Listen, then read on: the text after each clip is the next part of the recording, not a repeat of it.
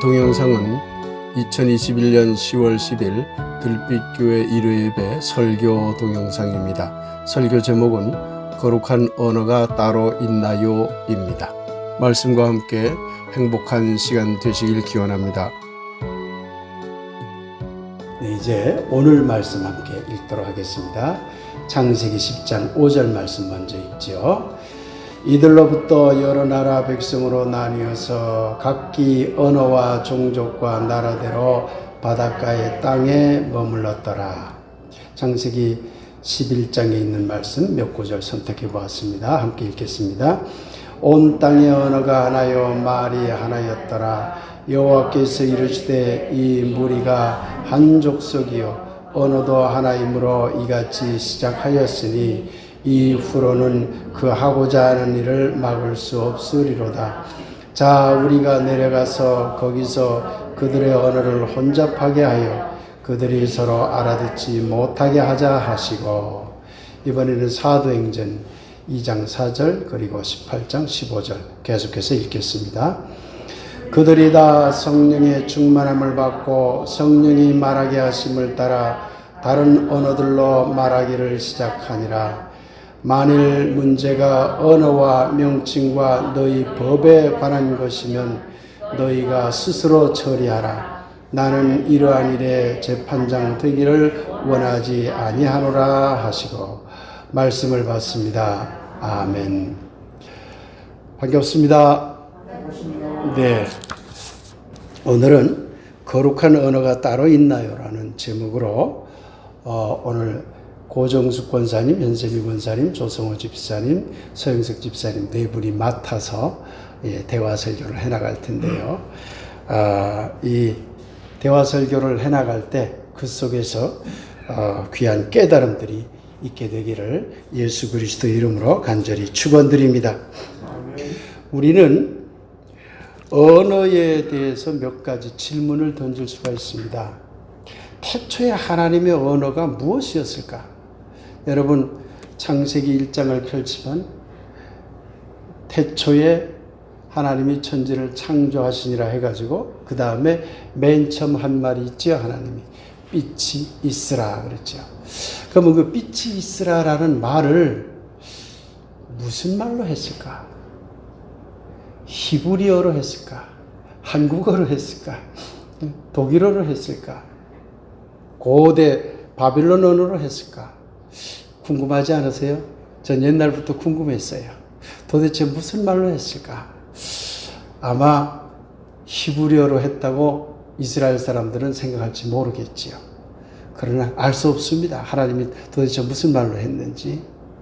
만일에 하나님이 특정한 어떤 언어를 가지고 이스라엘 백성들에게 어떤 계시를 했다고 한다면 그 특정한 언어는 하나님의 거룩한 언어가 될 겁니다. 그래서 특정한 어떤 언어를 거룩한 언어로 그렇게 보는 것이 좋은가? 이런 문제를 우리가 고민해 봐야 되지 않을까 하는 생각이 듭니다. 어저께가 한글날이었습니다. 우리나라 한국어와 지금 한글이 아주 세계적으로 굉장히 인기랍니다.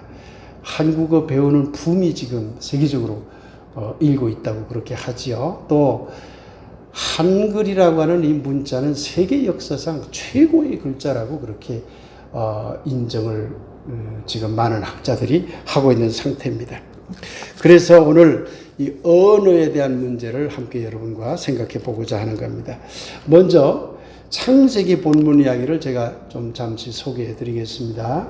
오늘 읽은 창세기 본문을 보면 참 재밌는 이야기가 나옵니다. 노아 사건이 먼저 일어나죠. 홍수 사건이 일어나서 나중에 노아의 후손들이 퍼지게 됩니다. 근데 성서가 뭐라고 기록하는 줄 아세요? 노아의 후손들이 그들대로 각기 언어가 달라지며 각 종족을 형성해서 다 땅과 바닷가로 다 흩어졌다. 언어가 달라졌다고 기록을 하고 있어요. 그런데 창세기 11장으로 바로 가서 보면 바벨탑 쌓는 사건이 나오는데 그때는 성서가 뭐라고 얘기하느냐면 온 땅의 언어가 하나였더라. 말이 하나였더라. 성서를 여러분 꼼꼼히 읽으세요. 그러면 뭔가 이상한 점을 발견하게 되지요. 아니, 이미 앞에 고대 바벨탑 사건 이전에 언어가 흩어졌다고 성서가 기록해놓고 나서는 그 다음 장을 읽어보니까 언어는 하나였더라. 여러분 어떻게 생각하세요? 성서가 틀렸을까요? 틀렸다고 생각하는 사람도 더러 있겠지요. 그러나 혹시 이런 생각을 우리가 해볼 필요가 있는 거죠. 흩어졌던 언어들이 어떤 이유에 의해서 하나의 언어로 동일하게 되어버린 것은 아닐까? 이런 고민을 우리가 할 필요가 있다고 생각을 합니다. 사도행전 이야기로 가볼까요? 여러분 잘 아는 바대로 사도행전 2장은 성령의 임함을 받은 제자들이 다른 나라 언어들과 다 잘잘 얘기할 수 있어서 언어적 소통이 이루어졌다는 것을 말하잖아요. 여러분 잘 알죠? 그러나 이 말도 어떤 구체적인 의미가 있을까 우리 고민해 봐야 되겠고요. 오늘 특별히 초점을 맞추는 성서 구절은 사도행전 18장 이야기입니다. 사도 바울이 쭉 전도여행을 떠나서 쭉 가다가 그리스 지역에 가요. 그리스 북부 지역, 우리나라로 얘기하면 지금 북한 지역이죠. 그 지역이 마게도냐라고 그래요. 그런데 그 남쪽 지역을 아가야 지역이라고 그래요. 그런데 바울이 살던, 예수님이 살고 그 다음 바울이 살던 시대는 그리스가 유럽을 장악한 때가 아니고 그건 그 전이고 로마가 장악을 했어요. 그러니까 그리스 지역에도 로마 총독이 와서 다스렸어요. 이스라엘에만 로마 총독이, 빌라도 같은 총독이 있었던 게 아니라 그리스에도 로마 총독이 있었죠. 남쪽에 갈리오라는 총독이 와서 이제 그리스 남쪽 지역을 다스리고 있었죠. 근데 바울이 마게도냐 지역을 지나서 남쪽 지역으로 내려오니까 유대인들이 바울이 전도하는 것을 못마땅하게 여겨가지고 그 사람을 붙잡고 갈리오 총독 앞으로 들어가서 이 사람 벌 주세요 그랬거든요. 그랬더니 그때 갈리오 총독이 뭐라고 얘기했느냐. 혹시 유대인 당신네들이 이 바울을 데려온 것이 당신네가 사용하는 언어와 관련된 문제요? 당신네들이 율법과 관련된 문제요? 당신네들이 사용하고 있는 여러 가지 명칭이라든가 어떤 문화와 관련된 이야기요? 그러면 나는 상관 안 하겠어. 당신들이 알아서 하시오. 그러고 손을 떼어버린 이야기입니다. 이 이야기를 통해서 보면 고대 로마 제국입니다. 기독교가 아직 로마 속으로 들어가기 전 이야기입니다. 고대 로마 제국의 문화 정책을 알 수가 있습니다. 어떻게 알 수 있느냐? 너희들 언어는 너희들이 써라. 너희들 문화는 너희들이 존중하면서 발전해라. 우리는 간섭 안 하겠다. 정치적으로만 우리한테 덤비지 말라. 이 얘기거든요. 그래서 사실은 각 지역의 문화를 고대 로마 제국은 존중해 줬어요.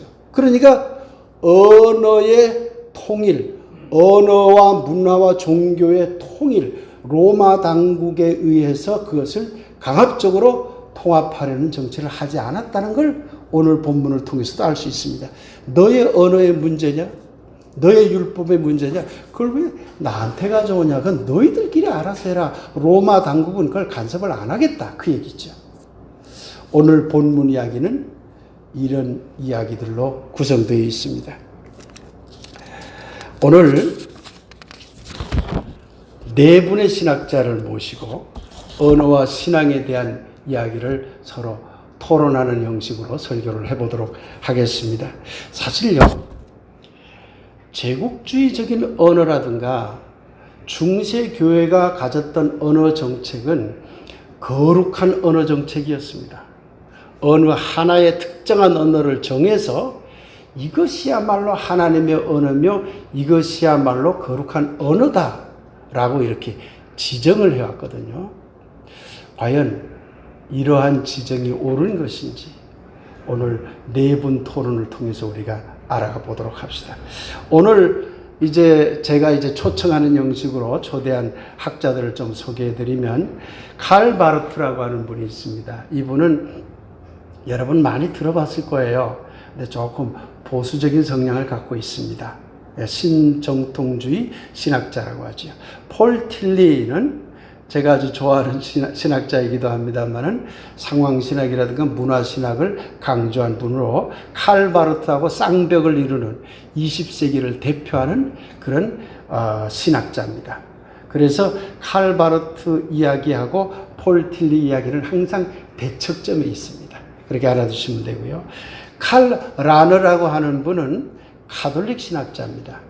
가톨릭이 정통적으로 자기들 중심의 신앙생활을 해오다가 제2바티칸 공의회를 통해서 1962년부터 1965년 사이에 있었던 회의입니다.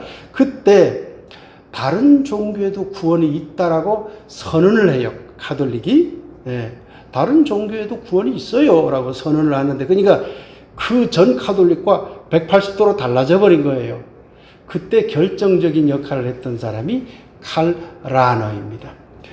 존 캅은 미국의 신학자인데 앞에 신학자들보다 꽤 뒤에 사람입니다. 칼 바르트와 폴 틸리는 1880년대 태어났어요.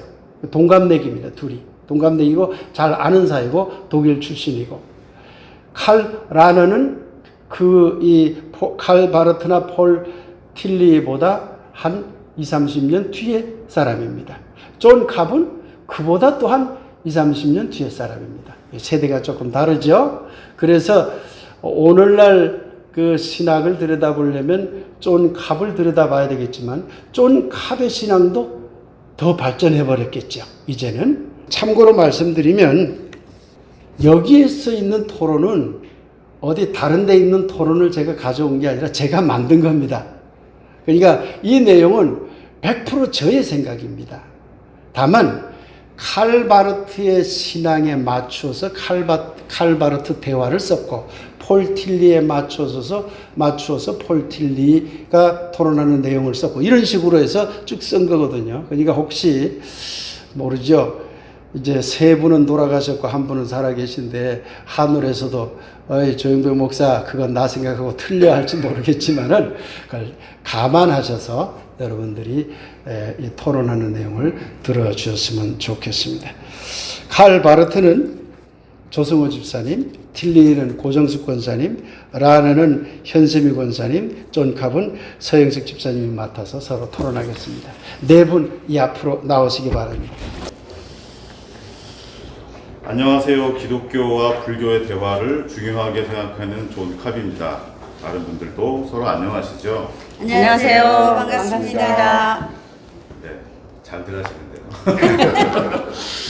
오늘 우리가 한국의 들빛교회에 모인 이유는 어제가 한국의 한글날이었고 요즘 세계적으로 한국어와 한글 붐이 일고 있잖아요. 그래서 언어와 신앙이라는 주제로 이야기를 나누었으면 해서입니다. 아, 그렇군요. 언어와 신앙이라면 카톨릭에서도 할 말이 많을 것 같아요.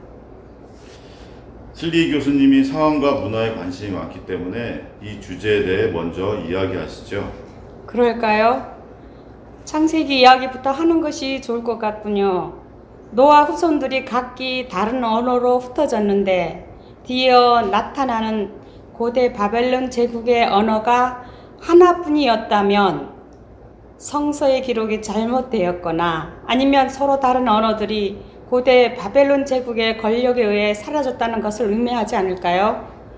언어의 동일화는 지배 권력이 강하게 나타났을 때 의미한다고 생각합니다만 참 좋은 지적인 것 같습니다. 여러 개의 어떤 언어가 갑자기 한 개의 언어가 되었다면 어떤 폭력적인 힘이 작용하지 않고서는 설명하기 힘들겠죠. 저도 동의합니다만 거기에 작용한 힘을 꼭 지배 권력이나 폭력적인 힘으로 보는 것은 지나치다고 생각합니다. 라너 교수의 말이 위안이 됩니다. 그런데 노아 후손들의 언어가 달라졌다고 해도 그 언어는 같은 계열의 언어일 뿐이지요. 그러니 같은 계열의 언어가 정비되고 다듬어져서 서로 잘 소통할 수 하도록 하나의 언어가 된 것이라고 저는 해석하고 싶군요. 결국 노아 후손들의 흩어진 언어와 바벨론이 하나의 언어에 관한 이야기는 세 가지로 해석할 수 있겠군요. 첫째는 성서 기록이 아예 잘못되었거나, 둘째는 틸리 교수님 생각처럼 다양한 언어들이 지배 권력에 의해서 하나의 언어로 동일화되었거나, 셋째는 바르트 교수님 생각처럼 같은 계열의 언어를 잘 정비하여 완전히 동일한 언어가 되었다고 보는 경우겠지요. 라너 교수님이 잘 정리해 주셨습니다. 물론 저는 언어가 정비되었다고 하더라도 단 하나의 언어로 만드는 것 자체가 폭력이라고 봅니다만, 이 토론을 보고 계신 여러분들이 어떻게 생각하는지 궁금하군요. 어째 캅 선생은 저의 의견을 좀 비트는 것 같군요. 아예 성서가 틀렸다고 말해야 속이 시원하시겠어요? 바르트 교수님, 감정을 낮추십시다. 감정을 높인 것이 아닌데 한국의 전라도 말로는 좀 거시기 하네요. 사도행전 이야기는 제가 먼저 하지요. 성령의 힘이 얼마나 위대한가요? 성령을 받으니 다른 언어로 말할 수 있게 되었다는 거잖아요. 성령은 언어의 동일화라 할 수 있습니다. 사도행전에 대해 바르트 교수님의 생각도 저와는 많이 다르군요. 그런데 바르트 교수님은 왜 그렇게 동일화에 집착하십니까? 자신도 동일화 때문에 피해를 보신 분 말인 것 같은데요. 그렇죠. 나도 히틀러 나치즘이라는 동일성 사상의 피해를 본 사람입니다. 그러니 나도 동일성을 싫어요. 그러나 성령의 힘 안에서 언어가 동일하게 된다는 것은 히틀러 나치즘과는 달라요. 서로 달랐던 것들이 동일하게 되면 무조건 피해를 준다는 식의 생각은 과거 피해망상이 아닐까요? 카톨릭 신학자로서 저는 할 말이 없군요. 나치 독일에 제대로 반기 한 번 들지도 못했고, 따지고 보면 동일성 사상에 찬성해온 것이 바로 카톨릭이기 때문입니다. 인류 앞에 사죄했다고 해서 그 죄가 역사적으로 지워지지는 않겠지요. 그렇습니다. 카톨릭은 그 점에서 인류 앞에 100번이라도 사죄해야 하겠지요. 그렇다고 개신교는 죄가 없을까요? 아니죠. 제가 독일에 있을 때 독일 개신교회들도 대부분 나치 독일 만세를 외쳤잖아요. 카톨릭이든 개신교든 모두 인류 앞에 사죄해야 합니다. 오늘 언어와 관련된 성서 이야기를 하고 있지만 저도 바르트 교수님과 생각이 다릅니다. 사도행전 2장 4절 이야기는 언어의 동일성 이야기가 아닙니다. 언어의 통일성 이야기입니다. 얼마 전 조용배 교수가 좋은 지적을 했더군요. 만유를 통일하시고 라는 설교를 통해 동일성과 통일성은 전혀 다른 개념이며, 동일성은 획일성이라는 폭력을 낳지만 통일성은 다양함을 전제로 조화를 이루는 것이라고요. 좋아요. 조영배 목사님 화이팅입니다. 사도행전 2장 4절은 성령을 받으니까 다른 언어들도 잘 구사하게 되어 서로 소통하게 되었다는 말이지요. 다양성을 전제로 소통된 거니까 동일성이 아니라 통일성이지요. 통일성이나 동일성이나 서로 소통되는 것은 같다고 생각합니다. 그것을 그리 따질 것은 없다고 봅니다. 그렇지 않죠. 다양성을 전제로 하는 통일성은 자율적으로 소통이 이루어지지만, 획일성을 전제로 하는 동일성은 강제적으로 소통이 이루어집니다. 이 두 가지는 전혀 다르죠. 그렇습니다. 존 캅 선생의 말이 옳아요. 동일성으로 이루어진 언어는 그 안에 있는 차이들을 억압하는 힘이 작용할 수밖에 없습니다. 때문에 사도행전 2장 이야기는 다양한 언어들이 서로 소통하는 통일성의 이야기로 읽어야 합니다. 자, 자연스럽게 언어의 다양성 이야기로 들어왔는데요. 바르트 교수님께서는 하나님의 계신 예수 그리스도로 모든 신앙이 동일하게 되기를 원하시잖아요. 참, 이제는 신정통주의가 설 자리가 점점 없어지네요. 그래도 나는 하나님의 계시가 예수 그리스도 안에서 단 한 번에 완전하고 최종적으로 이루어졌다고 믿습니다. 그렇기 때문에 모든 사람이 예수 그리스도만 믿으면 구원받는다는 동일성의 신학이 중요하다고 생각합니다. 바르트, 이 친구야! 나치에 반대했던 자네가 어찌 점점 나치 히틀러를 닮아가는가? 만일 모든 기독교 신앙을 예수 그리스도로만 믿어야 구원된다는 식으로 동일하게 만들면 예수님은 폭력군으로 만들게 된다니까. 예수를 그렇게 히틀러로 만들어서야 되겠는가? 틸리, 날 그렇게 몰아세우지 말게나. 예수 그리스도가 폭력군이 된다는 자네의 생각을 받아들일 수 없네. 생각해보게. 하나님이 예수라는 한 인물에게 유일하게 계시했다는 것을 기독교는 지금껏 믿어오지 않았는가? 예수에게 특별 계시를 한 것은 내가 아니라 하나님이라고. 그러니 하나님의 언어적인 동일성은 폭력이 아니라 은혜인 셈이지. 바로 그 점에서 자네가 틀렸다네. 생각해보게나. 하나님이 인간 중에 어느 한 사람을 특별히 지정해서 그에게 계시를 내렸다고 하자고. 그 인물이 예수라고 하자고. 그런데 그 예수가 하나님의 계시를 받을 때 한국어로 계시받나? 영어로 계시받나? 아니면 아람어로 계시받나? 당연히 예수님은 당시 유대인이었던 아람어로 하나님의 계시를 들었을 것이고 기도도 아람어로 했을 것 아닌가? 그렇게 되면 하나님이 비록 완전한 계시를 하였다고 해도 그것을 받아들이는 사람은 자기 언어 속에서 불완전하게 그 계시를 받을 수밖에 없지요. 그러니 계시받은 결과는 항상 불완전하게 될 수밖에 없다니까. 이처럼 계시받은 사람의 상황에 따라 계시 자체가 달라질 수밖에 없는데 어떻게 예수에게 내린 계시만 유일하고 완전하고 최종적이라고 할 수 있겠는가? 자, 그만하시고 시청자 여러분 참고해 주십시오. 틸리 교수님과 바르트 교수님은 동갑내기고 잘 아는 사이랍니다. 그러니까 흥분하면서 서로 말을 놓고 그런답시다. 잠시 차 한잔 마시고 계속 하시죠.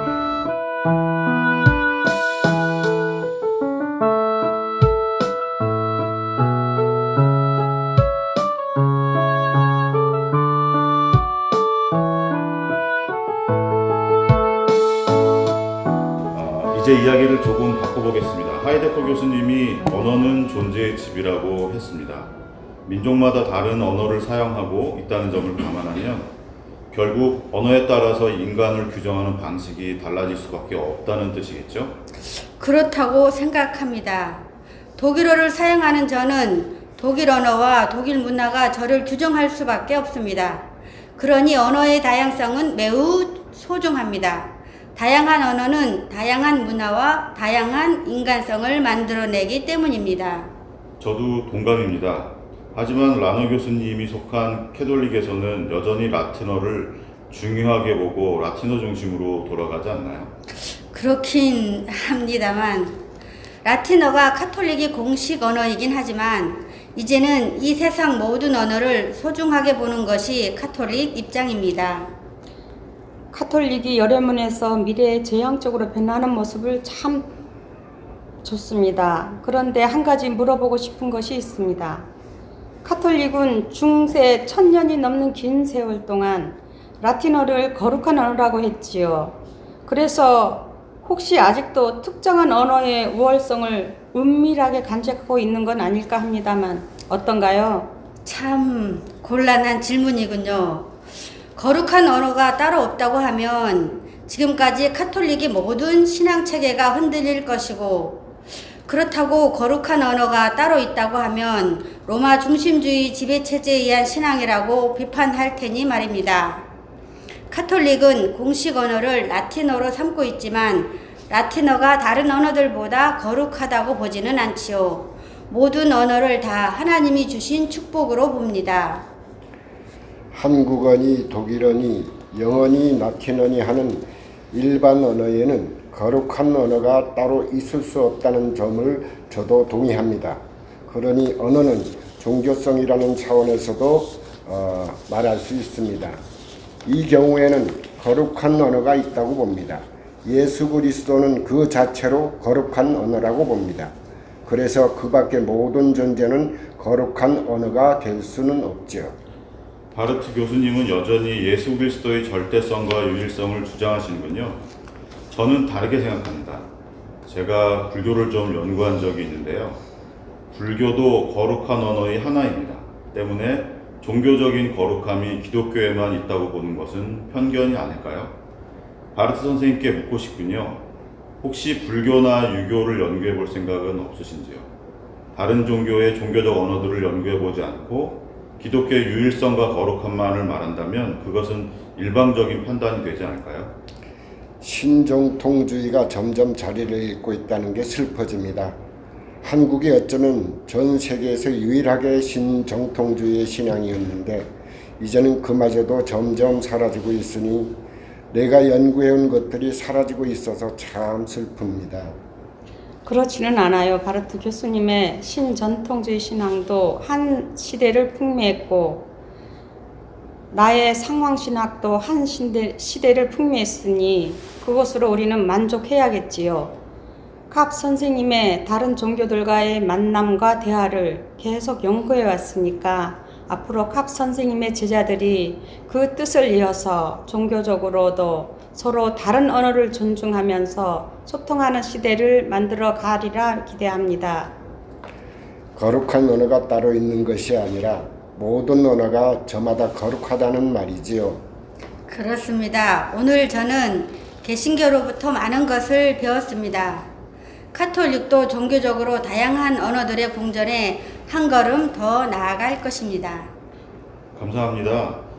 오늘 틸리 바르트 라너 교수님과 함께 들빛교회 초청에 응하여 여러 이야기를 나눌 수 있어서 기쁩니다. 끝으로 오늘 사도행전 8장 14절로부터 15절까지를 읽었는데 바울이 그리스 남부 지역에 갔을 때 일이죠. 그때 갈리오 총독이 한 말이 인상적이었습니다. 만일 유대민족 당신네 언어와 당신네 명칭과 당신네 율법에 관한 것이라면 로마 사람인 내가 그것을 이래라 저래라 관여하지 않겠소 라는 말입니다. 이 말은 다른 언어와 다른 종교와 다른 문화와 다른 법률을 가진 다른 민족을 기독교로 개종하려고 덤벼들었던 캐톨릭과 개신교 모두를 부끄럽게 합니다. 아직도 다른 민족의 종교적 언어를 기독교적 언어로 동일하게 만들려는 교회가 있다면 갈리오 총독의 말을 들으며 부끄러워했으면 합니다. 모든 언어는 거룩하다는 말을 기억했으면 합니다. 저도 끝으로 한 말씀 보태겠습니다. 지금 세계적으로 잘 나가는 한국 언어와 한국 문화가 다른 언어와 다른 문화 위에 군림하는 자세들을 거룩함으로 포장하려 했던 과거 기독교가 범했던 잘못을 범하지 않게 되길 빕니다. 도리어 다른 언어와 문화를 만나서 서로 융합하고 세계사의 새로운 역사를 만들어 주었으면 합니다. 한국인 여러분, 파이팅 합시다.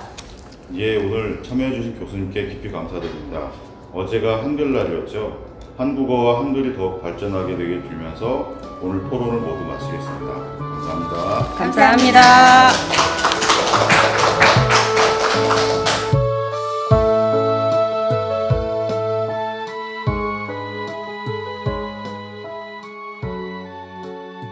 네, 오늘 처음 시도해봤는데 여러분 어떠세요? 좀 새롭죠? 네 분을 위해서 다시 한번 큰 박수 부탁드리겠습니다. 우리 교회가 앞으로 더 성숙해지면은 제가 원고를 꼭 써주기보다는 기본 틀만 잡아드리면 여러분들끼리 이 설교문을 구체적인 걸 짜가지고 이렇게 서로 이야기하는 식으로 그렇게 설교도 할 수 있는 그런 때가 왔으면 하는 바람입니다. 아마 앞으로 그렇게 할 수 있으리라고 생각을 합니다. 네. 오늘 우리 네 분이 토론한 내용에서 우리가 배워야 될 것은 크게 두 가지입니다. 어느 하나의 언어, 그게 종교성의 문제라고 하더라도 하나의 언어로 세계를 동일하게 만들려고 하는 것은 폭력이 된다. 이것은 언어의 문제만이 아니라 이제 종교라든가 문화라든가 경제도 마찬가지예요. 그래서 글로벌 시대의 그 거대한 이 대재벌들이 문어발식으로 모든 것을 흡수하는 체제가 사실은 위험하다고 하거든요. 그래서 경제 문제가 됐건 문화 문제가 됐건 언어 문제가 됐건 종교 문제가 됐건 사상 문제가 됐건 간에 동일하게 만들려고 하는 힘은 항상 폭력이 된다, 이렇게 알아주시고요. 그렇기 때문에 다양한 언어들은 모두 하나님의 언어고, 하나님은 그 모든 언어를 통해서 우리에게 다 우리와 관계를 맺고 계시하는 분이다, 이렇게 생각을 하시면 될 것 같습니다. 그래서 모든 언어는 거룩한 언어인 겁니다. 우리 한국어가 지금 이제 세계적으로 굉장히 붐일고 한국 문화가 넘쳐나잖아요. 그러나 이전에 세계를 주름잡던 문화들이 있었습니다. 그런 문화들이 사그라진 이유를 제가 가만히 생각해 보면은요, 자신들이 문화로 세계를 동일하게 만들려고 했어요. 다 지배적 관계를 가진 거죠. 어떻게 하면 퍼뜨리려고만 했지요. 우리는 그런 오류를 범하지 말았으면 하는 게 제 개인적인 바람입니다. BTS의 그 어떤 세계적인 그 인기도, 우리 언어의 인기도, 또 여러 가지 우리의 문화라든가 우리의 그 음식의 인기도 다른 음식들, 다른 문화와 어우러지는 과정에서 인기를 끌면 성공하고, 우리 걸로만 도배하겠다고 하는 지배적인 생각을 가지고 덤벼들면 반드시 우리 문화도 망할 수밖에 없다, 이런 점을 제가 생각을 해보았습니다. 사랑하는 여러분, 오늘 4명의 신학자 이름으로 토론해 보았습니다. 칼 바르트는 사실은 단 하나의 거룩한 언어가 있다는 정통주의식의 신앙을 강조했던 분입니다. 그러나 단 하나의 무엇만을 정통이라고 하는 신앙은 21세기에 설 자리는 없습니다. 이제 우리는 정통이니 정경이니 신정통주의니 하는 그런 신앙에서 벗어나야 하겠죠. 바르트와 늘 대척점에 서 있던 틸리히의 주장은 예전에는 비정통이라고 그래서 비난을 받았죠. 그런데 21세기로 들어와서 보니까 도리어 옳았다. 다시 말하면 인간의 자리에 대한 중요성과 인간으로서의 겸손함을 내세우는 그런 틸리의 사상이 옳았다고 그렇게 사람들이 보고 있지요. 이런 점은 우리가 틸리로부터 배워야 할 것 같습니다. 존 갑은 더 나아가서 다른 언어, 다른 사상, 다른 종교로부터 적극 배워야 된다고 주장한 사람입니다. 아주 어떤 면에서는 굉장히 충격적인 그러한 신앙을 제시한 사람이죠. 그러나 오늘날 이러한 사상이 대다수를 이루면서 기독교 사회에 점점 퍼지고 있기 때문에 우리도 다른 언어, 다른 문화, 다른 종교를 배우는 그런 일들을 해나가야 되리라고 생각합니다. 사랑하는 여러분, 우리 한국어와 한글은 우리 한국인들에게는 없어서는 안 될 매우 소중한 언어이며 글자입니다. 그 우수성이 너무나 빼어나서 정말 놀라울 정도입니다. 우리의 한국어를 사랑하고 우리의 한글을 자랑합시다. 그러나 앞서 말씀드렸듯이 다른 민족도 자신들의 언어와 글자를 매우 소중하게 여깁니다. 그래서 우리는 서로 각자의 언어를 존중해야 합니다. 모든 언어와 모든 문화가 저마다 다 정통인 것입니다. 그래서 단 하나의 정통은 없습니다. 그리고 단 하나의 거룩한 언어도 없습니다. 사랑하는 여러분, 한글날을 보내며 여러분 모두 위에 우리 언어와 글자를 소중하게 여김과 동시에 모든 언어는 거룩합니다라는 신앙적인 고백이 충만하게 되기를 하나님의 이름으로 간절히 축원드립니다. 아멘.